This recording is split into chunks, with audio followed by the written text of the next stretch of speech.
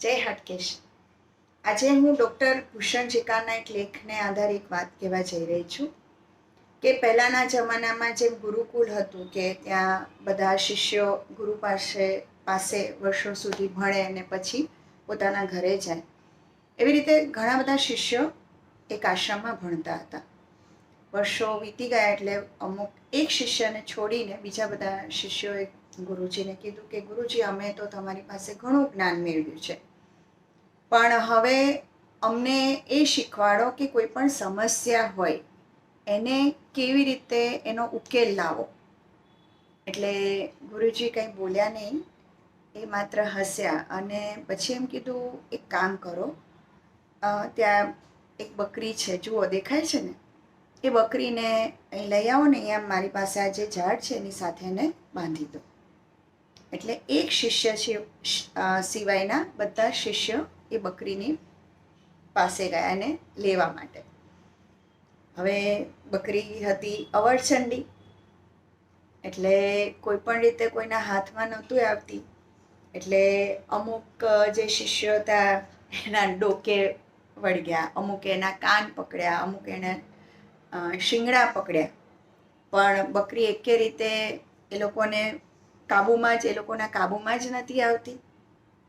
એટલે બધા હારી થાકીને ગુરુજી પાસે આવે છે કે ભાઈ ગુરુજી, આ બકરી તો બહુ વિચિત્ર છે, એ કેમે કરીને અમારા હાથમાં જ નથી આવતી કે અમે એને અહીં સુધી લાવીએ ને એને આ ઝાડ સાથે બાંધીએ. એટલે ગુરુજીએ જે એક શિષ્ય જે નહોતો ગયો એની સામે ઈશારો કર્યો અને એ શિષ્ય બકરી પાસે જાય છે, એનું અવલોકન કરે છે ને પછી એણે એક સાથે એના ચારે પગ પકડી લીધા અને બકરીને ઉચકીને ગુરુજી પાસે લાવે છે અને ઓલા ઝાડ પાસે બાંધી દે છે. એટલે ગુરુજીએ બધા જે બીજા શિષ્યો હોય છે એને સમજાવે છે કે તમે આ વાત પરથી કંઈ સમજ્યા કે તમે બધા જ બકરીને પકડવા તો માંગતા હતા, પણ એનું કેવી રીતે એને નાથી શકાય, કેવી રીતે પકડી શકાય એ તમારું ધ્યાન હતું. એટલે આપણે પણ કોઈ પણ સમસ્યા હોય છે એના મૂળ સુધી પહોંચવું જોઈએ. આપણે શું કરીએ છીએ, જે સમસ્યા હોય છે એના મૂળ તો આપણે ક્યાં છે એનું મૂળ એ તો આપણે જોતા નથી કે ગોતતા નથી, એના બદલે બીજા આડા ફાંફા મારીએ છીએ. એટલે તમે જેમ આ શિષ્યએ જેના ચાર એક સાથે પકડીને અહીંયા લઈ આવ્યું તો આરામથી જે સમસ્યા હતો એનો ઉકેલ આવી ગયો, એમ કોઈ પણ સમસ્યાનો ઉકેલ લાવવા માટે એના મૂળ સુધી જવું પડે. એક આડવાત કહી દઉં કે ઘણી વખત ઘણી જગ્યાએ ચર્ચા થતી હોય છે. હવે ચર્ચાનો મુદ્દો હોય કંઈક અને વાત ચડી જાય કંઈક આડા પાટે. એટલે આ જ વસ્તુ આપણા જીવનમાં ઘણી કે આપણું ફોકસ એક જગ્યાએ હોય પણ આપણે નક્કી નથી કરી શકતા કે એનું મૂળ શું છે, આપણે ક્યાં સુધી પહોંચવાનું છે. એટલે જો આપણે સમસ્યાના મૂળ સુધી પહોંચી શકીશું તો ચોક્કસ એ સમસ્યાને હલ કરી શકીશું. આભાર. હેલો, કેમ છો? હું જ છું, પણ અત્યારે ચશ્મા વગર છું એટલે આપણને થોડુંક નવું લાગતું હશે.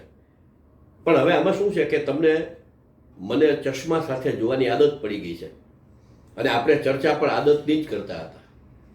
ગયા વખતે આપણે જોયું કે આદત વગરનો કોઈ મનુષ્ય સંભવી શકે જ નહીં. કોઈ પણ મનુષ્ય હોય ને આદત હોવાની જ. તો આદત સારી હોય કે ખરાબ હોઈ શકે? ચાલો એના વિશેની આજે વિસ્તારથી ચર્ચા કરીએ. સારી અને ખરાબ આદતને વ્યાખ્યાયિત કરવી હોય તો ખરેખર તો વ્યક્તિગત ધોરણે અને સમષ્ટિના ધોરણે બંને રીતે કરવી જોઈએ. વ્યક્તિગત રીતે પૃથ્થકરણ કરીએ તો સામાજિક રીતે જે વ્યક્તિને જે આદત લાભ કરતા હોય તે સારી આદતો, અને જે આદતો વ્યક્તિને જીવન ધોરણે નુકસાન કરતા નીવડે એ ખરાબ આદતો. ક્રોધ કરવાની આદત, ચિંતા કરવાની આદત, ઈર્ષા કરવાની આદત, આળસુ સ્વભાવ, ખોટું લાગી જવાની આદત, બિનજરૂરી વ્યસનો, ઉજાગરા કરવાની ટેવ, અપોષિત ખોરાક ખાવાની આદતો, વાતે વાતે અહમ કરવાની આદતો, આ બધી આદતો વ્યક્તિને શારીરિક, માનસિક અને સામાજિક રીતે નબળી બનાવે છે, માટે તે ખરાબ આદતો. અને જે આદતો વ્યક્તિના વ્યક્તિત્વને નિખાર આપે એ સારી આદતો. આવું આપણે વર્ગીકરણ કરી શકીએ.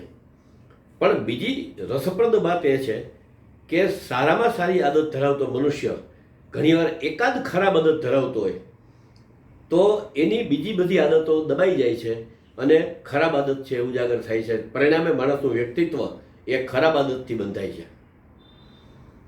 સમષ્ટિના ધોરણે જો આપણે વિચાર કરીએ તો આમ તો શું છે કે મનુષ્ય સામાજિક પ્રાણી છે.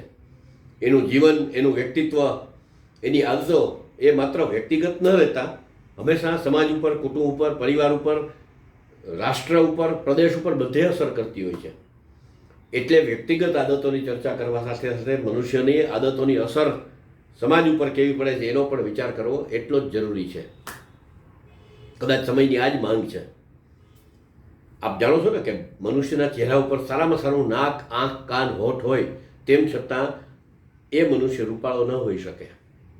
એ જ રીતે સારામાં સારી વ્યક્તિગત આદત ધરાવતા મનુષ્યનો સમૂહ એ નબળા સમાજનું પ્રદર્શન કરી શકે. ચર્ચાસ્પદ વિષય છે અને વાત છે, પણ આ વાત સાચી છે. સમાજની આદતોનું વર્ગીકરણ કરવું ખૂબ રસપ્રદ રહેશે. ભારતીય સમાજની આદતો જોઈએ તો અન્ય પ્રત્યે સેવાભાવ રાખવો, પરગજુ હોવું, સ્વાર્થી વલણ અપનાવવું, વધુ પડતો ધાર્મિક હોવાનો દેખાવ કરવો, બેદરકારી રાખવી, ગંદકી કરવી જેવી બહાર દેખાતી આદતો છે. એ જ રીતે અલગ અલગ દેશો, સમાજ, રાષ્ટ્ર વગેરેની આદતો અલગ અલગ હોઈ શકે છે. ક્યાંક લુચ્ચા સમાજ છે તો એકદમ શિસ્તવાળો સમાજ છે, ક્યાંક વધુ પડતો નાસ્તિક સમાજ છે તો ક્યાંક ધાર્મિક જનની સમાજ છે, ક્યાંક ખૂબ જ ચોક્કસ સમાજ છે તો ક્યાંક બિલકુલ સમયને નગણ્ય ગણાતો સમાજ છે. આમ આખો સમાજ અમુક આદતો ધરાવતો હોય, તેમાં વ્યક્તિગત આદતો ખૂબ જ સારી હોવા છતાં સમાજની કુલ આદતનો સરવાળો એ હંમેશા નબળો પુરવાર થઈ શકે. એક રીતે તેની વિરુદ્ધ વ્યક્તિની આદતો સારી ન હોય પણ તેનાથી બનતો સમાજ એ ઘણીવાર મજબૂત આદતો ધરાવતો હોય અને સમાજ મજબૂત હોય એવું બને. આપણે અંતમાં એવું કહી શકીએ કે ખરાબ આદત ધરાવતો સમાજ સારી આદતો ધરાવતા સમાજ ઉપર જ્યારે વર્ચસ્વ સાબિત કરવા લાગે ત્યારે કરુણ વાસ્તવિકતા સર્જાય. દુર્જનોની દુર્જનતા કરતાં સજ્જનોની નિષ્ક્રિયતા વધુ સમાજને નુકસાન કરે છે. એ જ રીતે આદત માટે પણ કહી શકાય કે સારી આદતવાળા માટે એટલે જ આપણે સારી આદત માટે પૂરતું ન રહીએ અને આપણે આપણી આસપાસ પણ સારી આદતો બનાવવા માટે પ્રયત્ન કરવો જોઈએ. અસ્તુ. આભાર. આપના પ્રતિભાવ ચોક્કસ ને ચોક્કસ આવકાર્ય છે. નમસ્કાર. વડોદરાથી હું હિના દિનેશચંદ્ર ધોળકિયા. શોલેનું ગીત યાદ છે ને? યે દોસ્તી હમ નહીં તોડેંગે. દોસ્તીના અદ્ભુત શબ્દો એમાં છે અને દોસ્તી માટે વારંવાર હેપી ફ્રેન્ડશિપ ડેને દિવસે તો તમારો આખો મોબાઈલ ભરાઈ જાય અને તમને એમ થાય કે આટલા બધા મિત્રો, આટલી બધી દોસ્તી. પણ દોસ્તી શું છે એ બાબતમાં હું તમને એક નાનકડી આજ વાર્તા સ્વરૂપે વાત કરીશ. એક મિત્ર છે, એક હીરો છે, એને 3 મિત્ર છે. હવે 3 મિત્રમાં એવું છે કે એક મિત્ર એવો કે એ કાયમ એ મિત્ર પાસે જાય અને એ મિત્રનો હોદ્દો જરા સમાજમાં ઊંચો. અને આમ પણ આપણને કોઈક ઊંચા હોદ્દાવાળો મિત્ર હોય ને, ભલે ને ક્યારેક મળતો હોય પણ આપણે એની ઓળખાણ ખૂબ ગર્વથી દેતા હોય છે. એવો એક મિત્ર. એ મિત્ર એને દરરોજ મળે અને દરરોજ એની સાથે ઉઠક બેઠક. બીજો મિત્ર એવો છે કે એ એને અઠવાડિયે મળે, ક્યારેક સોમવાર, ક્યારેક અઠવાડિયે એકાદ વાર મળી જાય. અને ત્રીજો મિત્ર એવો છે કે 6 મહિને, વર્ષે ક્યારેક મળે. એને મળવામાં બહુ આ ઉમેશને બહુ રસ નહોતો. હવે ઉમેશ એકવાર મુશ્કેલીમાં મુકાય છે, એની સામે કોર્ટ કેસ થાય છે. હવે એને કોર્ટમાંથી કહેવામાં આવે છે કે ભાઈ તમારી કોઈક સારી ઓળખાણ આપે, તમારા તરફે કોઈ રજૂઆત કરે તો તમને કોર્ટ કેસમાંથી થોડીક રાહત મળે, તમે કદાચ નિર્દોષ છૂટી જાઓ. હવે ઉમેશ મૂંઝાય છે. એ નક્કી કરે છે એક આશ લઈને કે હું પેલા મિત્ર પાસે જાઉં જેને હું દરરોજ મળું છું. એ મિત્રને કહે છે કે ભાઈ તું મને થોડી કોર્ટ કેસમાંથી રાહત અપાવવા માટે મારા તરફથી રજૂઆત કરને, મારી ઓળખાણ આપવામાં. એ મિત્ર એક ક્ષણ એની સામે જોઈ રહે છે અને કહે છે, અરે હું ક્યાં તને પૂરેપૂરો ઓળખું છું, હું તારા વિશે શું રજૂઆત કરું, મને તું માફ કર. ઉમેશનું હૃદય એકદમ ભાંગી જાય છે, તે લથડાતા પગે નીકળી જાય છે, બીજા મિત્ર પાસે જાય છે. એને મનમાં આશા છે કે આ મિત્ર તો મને મદદ કરશે જ. એ મિત્ર શું કહે છે, અરે હું શું કરું, મને તને તારી ઓળખાણ આપવામાં જો મારી કંઈ ભૂલ થઈ જાય ને તો કોર્ટ કબાડા થાય, અને મારે બી કોર્ટ કબાડામાં ક્યાંય પડવું નથી, એટલે તું મને માફ કર. તેની પાસે પણ એકદમ ભગ્ન હૃદય નીકળી જાય છે. ખૂબ પસ્તાવો થાય છે. પછી એને એમ થાય છે કે ના ના, હવે ઓલો મિત્ર તો મને શું મદદ કરી, એ મિત્રને તો વર્ષે એકવાર મળું છું, એ મિત્ર માટે મારી કોઈ લાગણીના તંતુ નથી, પણ છતાં પણ જાઉં તો કરો. એ મિત્ર પાસે જાય છે, એ મિત્રને પ્રેમથી આવકારે છે અને કહે છે, અરે મિત્રને મારી જરૂર પડી છે, મિત્રને મારી જરૂર પડે ને હું એની ભેગું ન ઊભો રહું, ચાલ ચાલ હું તારી ઓળખાણ બરાબર આપીશ, હું તને બરાબર ઓળખું છું. પછી એનો કોર્ટ કેસ ચાલે છે.